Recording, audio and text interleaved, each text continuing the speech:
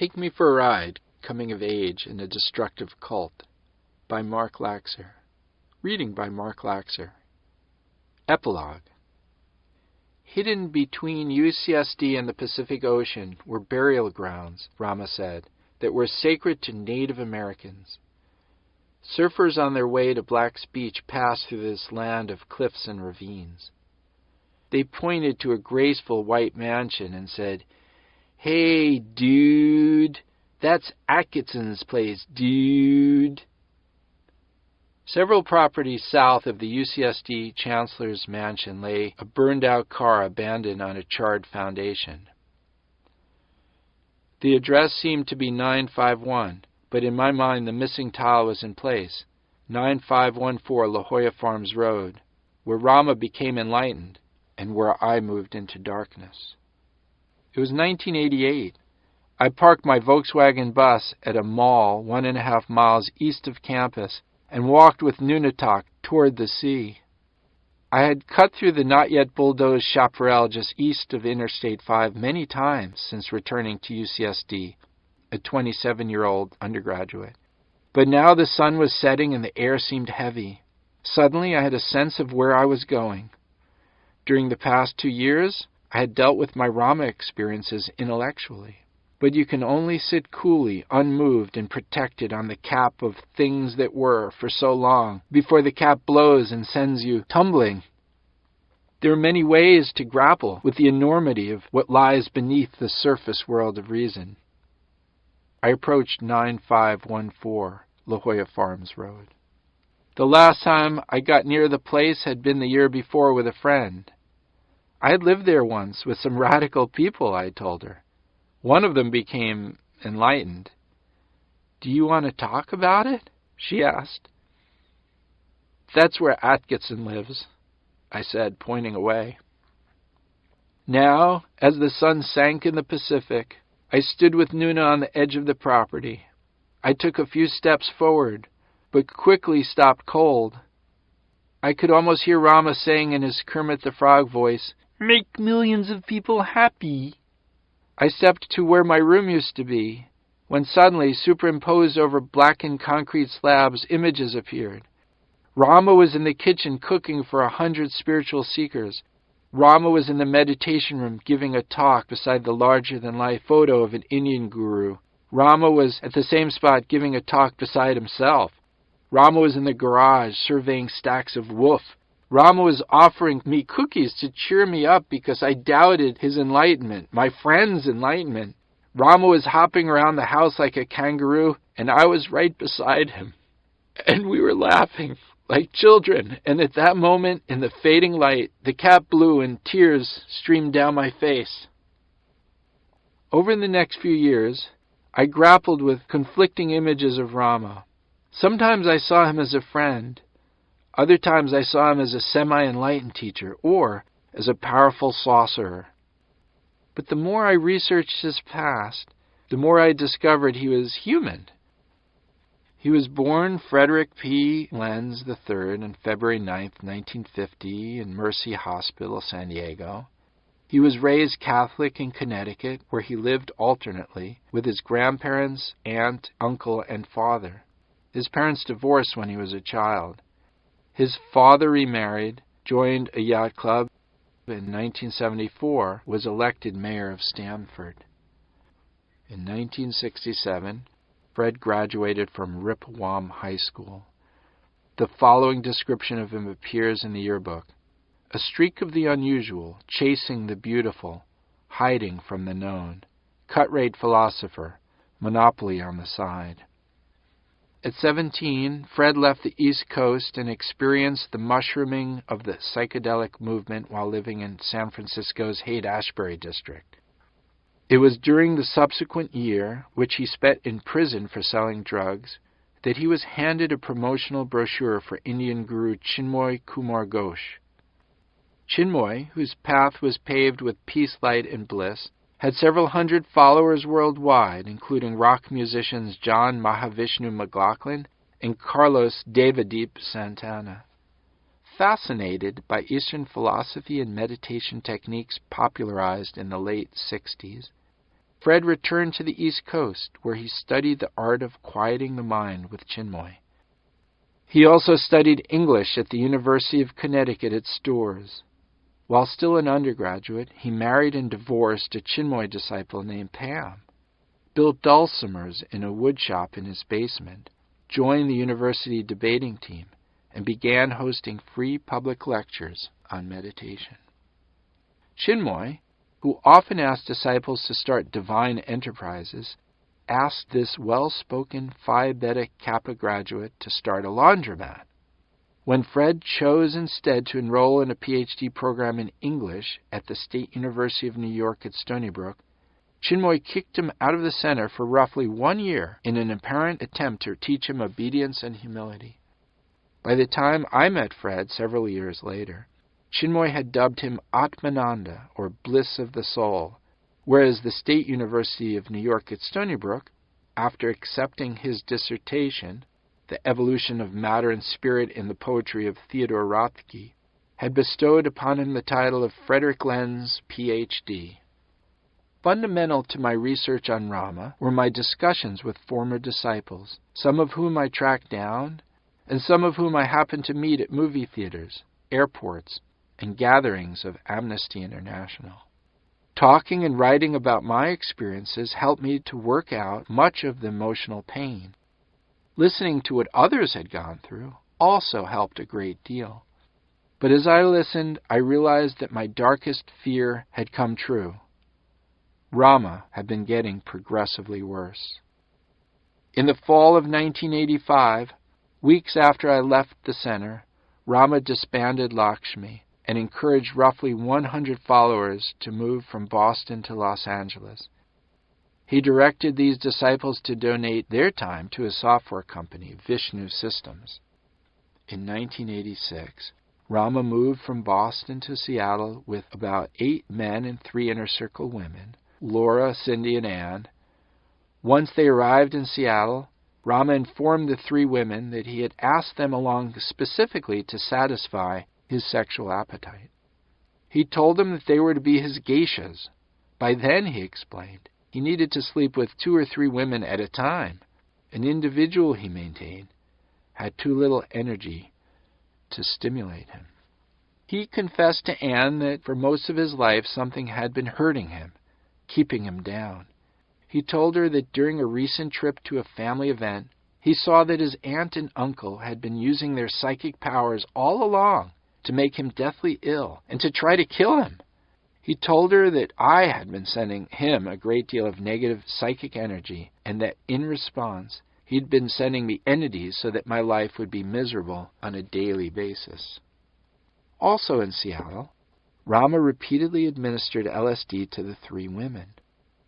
During their hallucinogenic trips, he kept them up all night, shouted at them, told them that they were possessed, and tried to get them to confess that they had incarnated on Earth to destroy his mission.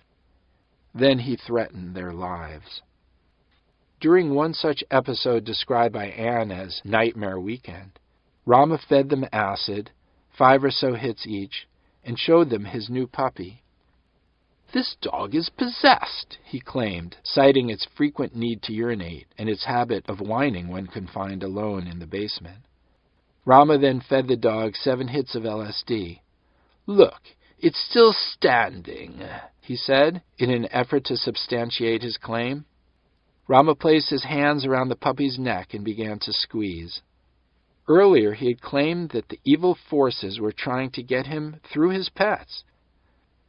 All of his pets, he complained, became demonically possessed. Now he continued to choke the puppy to the brink of death. Then he scowled at the 3 women and boasted that he had just used his willpower to stop himself from eliminating this enemy. Through this sleepless night and following morning, Rama repeatedly told the women that the puppy's situation was remarkably similar to their own. He reminded them that they had better confess. "Barbara confessed," Rama finally snapped. "Barbara has come clean. If you want to study with me in this or in any future lifetime, you had better come clean." After Rama left the room, memories screamed across horrified synapses of Anne's acid-drenched brain. The puppy. He's strangling the puppy. Can't breathe. It's possessed. Evil like us. Evil like us. 5 hits of acid. The room, the furniture, me, focus, the forces, the puppy. He's strangling the... And I will send you to hell for thousands of lifetimes. Can't breathe. What you will experience will make AIDS look like fun. He threatened to kill me. Cindy, I have a special place for you in hell. Evil like me. Consider your future lives. The puppy. Barbara confessed. Like me. Come clean. Evil. Confess. When Rama returned to the room, the 3 young women confessed. Weeks later, when the women asked Rama about the health of the puppy, he replied that it had passed on to another world. "Do you know how I did it?" he whispered. "With my will." Months later, Rama announced to hundreds of followers, "No, friends, I'm not paranoid. In fact, 3 students recently confessed to me that they had incarnated on Earth to destroy my mission." Also in 1986, Rama wrote to followers, "A very close friend of mine, Jack Kuklin, died several weeks ago. I know Jack was a friend to many of you. We will miss him. Jack was the best part of all of us. His tremendous help in economic support of the spread of meditation has benefited many. Jack died a warrior's death." A squat man with dark curly hair and a sardonic smile, Jack had applied to be a student shortly after Rama's 1982 Berkeley lecture series. He had allowed the Bay Area postering crew to use his house as a base of operation and seemed willing to help his new spiritual teacher in any way that he could. When Rama closed the San Francisco Center, Jack sold his house and moved to Southern California, where he continued to run an Oakland-based fruit distribution company. Each week, I had stopped by Jack's Malibu apartment to pick up a crate of fruit for Rama, who lived down the block near Point Doom. Before I left, Jack slipped me a small brown paper bag. "That's for you," he said. "Thanks," I replied, and pulled out a plum. One time I asked him how he could run a company that was hundreds of miles away. "By making a lot of phone calls." Another time I invited him to see a movie. "Can't make it," he told me. "I need to take a client out to dinner." I nodded. "Big deal coming up?" "Yeah." Rama began spending time with Jack. In 1986, they went on a trip to Japan, where Rama told him they had spent past lives together. Meanwhile, Jack had donated to Rama not only numerous crates of fruit, but well over $100,000. In fact, Rama announced at fundraising dinners that the disciples were off the hook because Jack had donated yet another $100,000. On August 2, 1986, 40-year-old Jack Kuklin was found in his apartment, partially decomposed before the shrine. According to the police report, white powder was found on a nearby piece of paper and on the blade of a knife from the kitchen. According to the autopsy report, Jack died of heroin-morphine intoxication. In August 1986, Rama left Seattle. 4 months later, he returned to Boston, where he reunited dozens of former followers. "You should forgive each other and start anew," he told them. 4 months after that, he instructed them to call and invite other former followers to a very important meeting in Boston. Hundreds responded by flocking east from Los Angeles and from other areas of the country. At the meeting, Rama divided the congregation into the no, yes, and maybe groups as a way to determine who could come back into his new nameless center. He put the women who had been with him the longest in the maybe group. "They are the worst," Rama declared, explaining that they would be required to pay off their bad karma with checks ranging from $1,200 to $2,000 a month each. He then informed the maybe as well as the yes disciples, that if they wanted to study with him in this or in any future lifetime, they should prepare to move to Silicon Valley. Several hundred disciples made the move and attended Rama's first gathering in Palo Alto, California. Anne and Rachel, followers since the Stony Brook days, drove west together from Boston and arrived a month later, in time for the second meeting. Rama asked them and 17 other Inner Circle women to work at the second meeting. They would check attendance lists and sell his books and tapes, which they had done many times before. During the meeting, Rama warned the disciples in the audience to make a mental note of the 19 women working that night. "They are witches," he explained. "They have been incarnating together since ancient Egypt. They have been trying to destroy my mission." He cited as evidence the times he had gotten sick, that some of his hair had fallen out, that past life students had been kept from finding him, and that current students had been sapped of their energy. Briefly flipping to a less abusive persona, Rama announced that the 19 women also happened to be his best students. "But," he said firmly, "they have been seduced by the dark side of the Force. They seduce people. They band together in the demon world." Rama knew the women had recently left their homes, quit their jobs, and traveled 3,000 miles to be with him. He knew that their devotion ran deep. He then kicked them out before the entire center.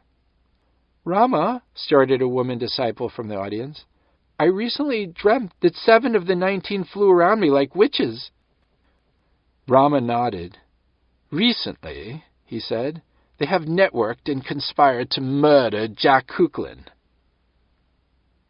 Several months later, Rama gave Karen a warrior's task. He told her to call and instruct each of the 19 to attend a private meeting. The meeting was to be held hundreds of miles south of Palo Alto, in an obscure park in the mountains of Malibu. It was scheduled for December 5th, 1987, the following night. They showed. Under the guise of helping them protect their careers, Rama warned the approximately 30 people, the 19 women, and about 11 other disciples, that newspaper articles targeting him in a negative light were in the offing. He spoke to them about the case of Annie Eastwood, a former follower. Ms. Eastwood reported that during one encounter, Rama had misled her spiritually, abused her psychologically, showed her a gun, and demanded that she have sex with him. Rama later told the press, "At no time during our evening together with Annie did I brandish a handgun." But now, at the 1987 late-night Malibu gathering, he admitted, "I did have a handgun with me that night with Annie, but I did not wave it around." Later that night, Rama asked 5 or 6 people to walk back to the cars and wait in the parking lot. Anne and Rachel remained. Rama faced the remaining disciples, roughly half of whom had participated in one of his group LSD trips. "If anyone asks you about LSD," he said somberly, "you all know that I gave you a placebo."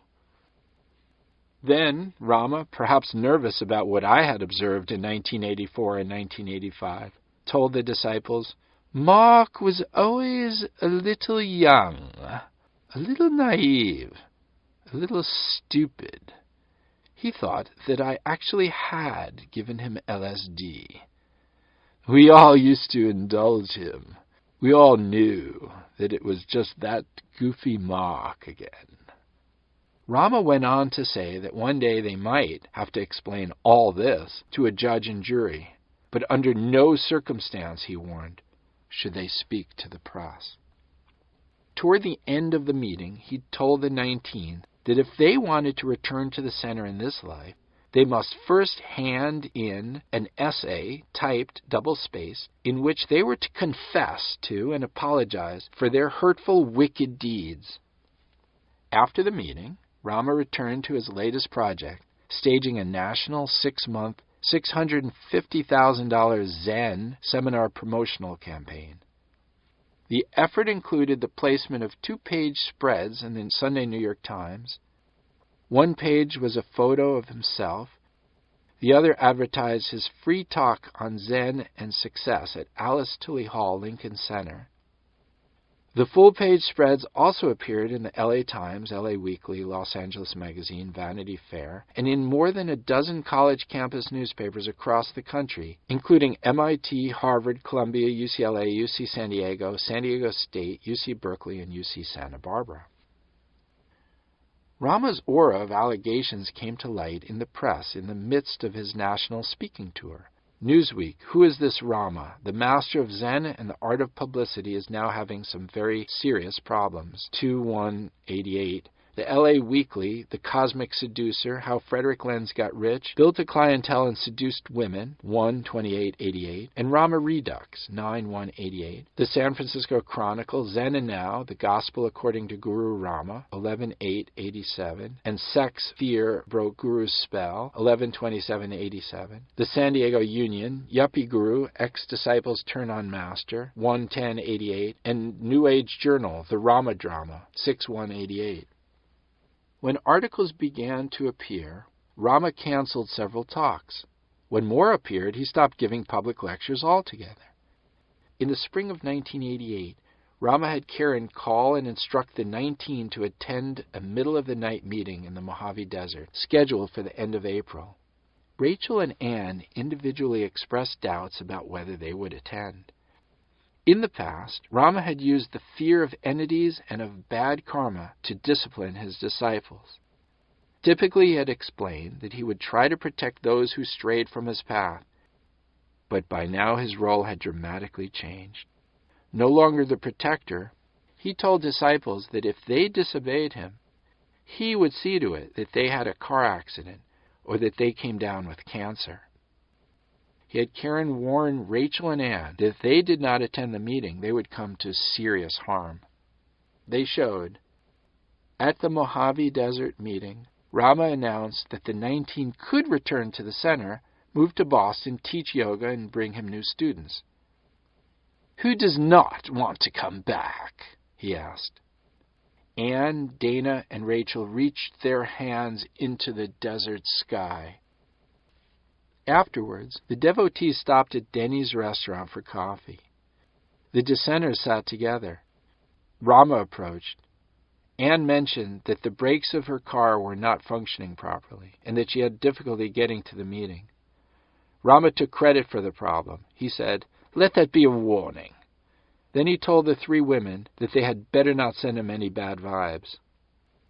1 out of 20 women get breast cancer, he told them. 5 out of 20 women could get breast cancer. 20 out of 20 women could get breast cancer. Some women get cancer of the uterus. I was shocked when I learned how Rama had treated Rachel, Dana, and Anne. I was shocked that Rama's world had gotten so out of hand. But according to what I read in the press, the experiences of my friends were by no means isolated. Rama's response to the waves of negative publicity was no different than his response years before on The Larry King Show and A Current Affair. He professed, through spokeswoman Lisa Lewinson, that money-seeking deprogrammers were persuading former disciples to fabricate accusations.